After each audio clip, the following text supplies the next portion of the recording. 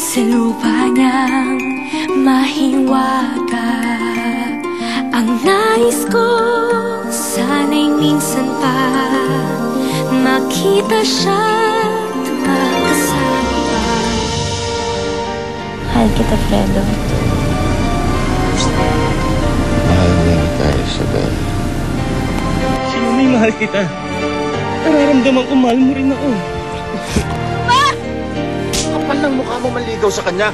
Humanap ka ng kauri mo, ha? Sa susunod, na nakita kitang umaali-aligi dito, masasaktan ka. Pagod na ako umasa. Ayoko nang masaktan. Hindi naman ako mahal ni Fredo eh. Anak, alam kong meron kang dinaramdam. Pero hindi naman solusyon ang alak eh. Gusto na ako umibig sa babae, pero ganun pa nangyari. Gusto ko na mamatay. Masakit na ginawa sa akin. Bakit parang wala ka nang gana sa buhay, ah? Uy! Sorry! There's something weird about that girl. Buboy ang kwitas ko! Sira na mismo yung lock. Kapalis ko lang kay Manang, ha?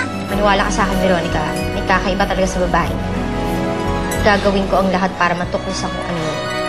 I really smell something fishy.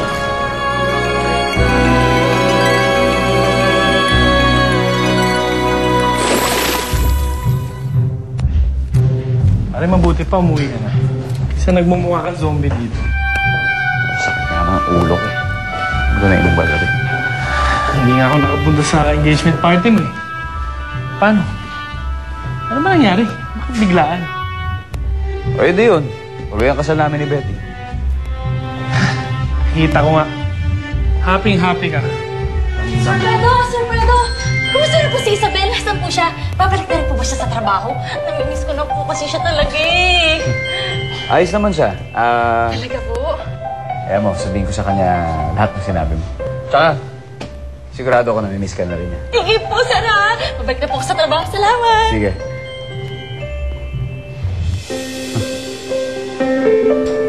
Sa bahay niyo pa ba si Isabel? Sir, ready na po for distribution itong mga flyers natin. Ito po yung samples. And sir, tinawagan ko na po yung Cebu branch. Ready na daw po yung billboard.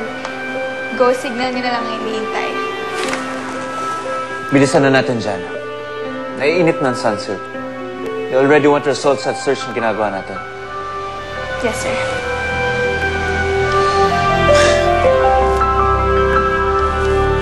Ano to? Nanuan, plano kong palawakin ang search na ginagawa natin. Right now kasi, nakasentral lang ang paghahanap natin sa Luzon. Malay natin nakatira siya sa Cebu or Bacolod.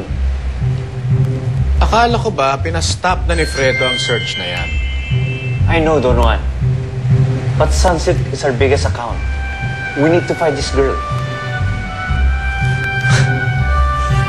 You know, Gildo, I think this time, tama ang anak ko. You're wasting so much money sa paghahanap sa isang babaeng ayaw naman magpakita. Alam mo, hindi ko alam kung anong meron si Isabel. Pero, parang ang gaan-gaan niyang dalhin. Pero alam mo, pagkasama ko siya, parang ang saya-saya parati. Ang saya-saya. Kahit isang buong araw ko siyang kasama, parang hindi ako nabobore at all. She appreciates everything that I do for her. She always makes me feel that I'm needed. Tapos, lahat ng binibigay ko sa kanya, okay sa kanya. Walang expectations, walang kaartehan.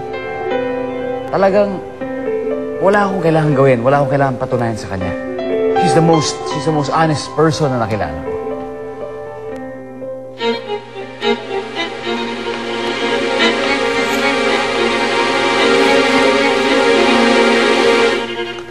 Yaya, si Fredo. Sandali lang po ba? Tingnan ko lang sa kwarto. Ay, ito na.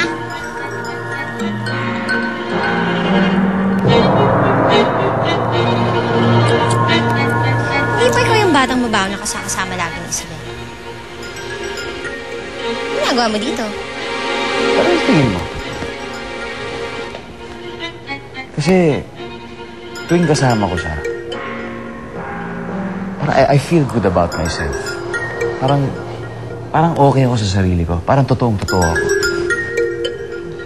Well, if this is love, I've never been in love before. I don't know, but it feels good.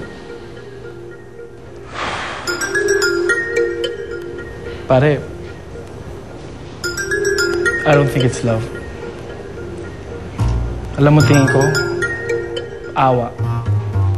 Naaawa kay Isabel. Dahil gaya nga na sinabi mo, masyado siyang dependent sa'yo. Dependent dahil wala siyang masyadong alam. Alam mo, she's nice. Pero just too damn nice to a fault. As the owner of this company, I'm ordering you to put down all the billboards, burn those flyers, and start looking for a girl for Sunsilk. You know, this company would spend another cent para sa isang walang kakwenta-kwentang search. Am I making myself clear? Yes, sir. Good. Nasa sa'yo na yan. Pero kung ako ang tatanungin mo, I think, papaasahin mo lang siya. So, pag pinaasa mo siya, paano na? Tapos hindi pala ako capable of falling in love. Exactly.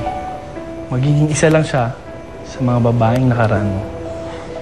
Hindi na ba talaga ako kasama? Pare, that's the Fredo that I met. Sa tingin mo ba, kaya ka baguhin ni Isabel?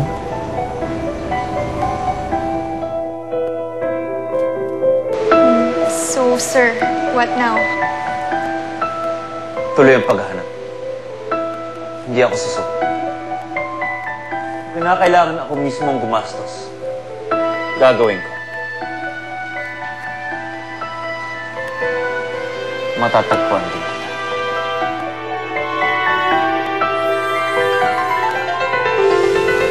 Ligo ka na ba? Ang baho-baho mo. Oo naman! Kakaligo ko lang kahapon, no? Asan na kaya si Buboy? Mamaya dumating si Lola Felicia. Naku, lagot talaga ako. Yan. Akin yan! Parang pamilya sa akin to, ah.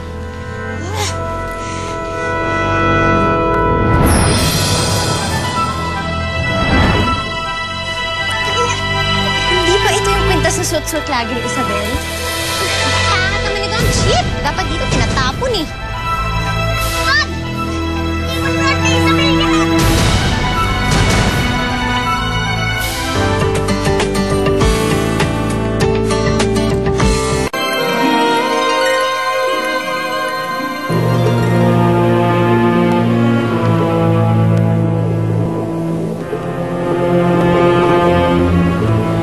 Tunay nga ang balita, mahal na Reyna. Pinapalaya niya si Banak at si Bukanding. Napagdesisyonan ko na patawarin sila sa kanilang mga kasalanan. Matagal na panahon na naglagi sila sa ating kulungan. Sa palagay ko'y sapat na nakaparusahan yun. Maraming salamat, mahal na Reyna Janga. Banak, hindi ka ba magpapasalamat sa akin? Bakit naman ako magpapasalamat sa'yo? Gayong ikaw dapat ang humihingi ng kapatawaran sa akin. Wala akong ginawang masama, Janga. Kung meron man akong ginawa, dahil yun ang nararapat. Oops. Teka muna. Konting pasensya.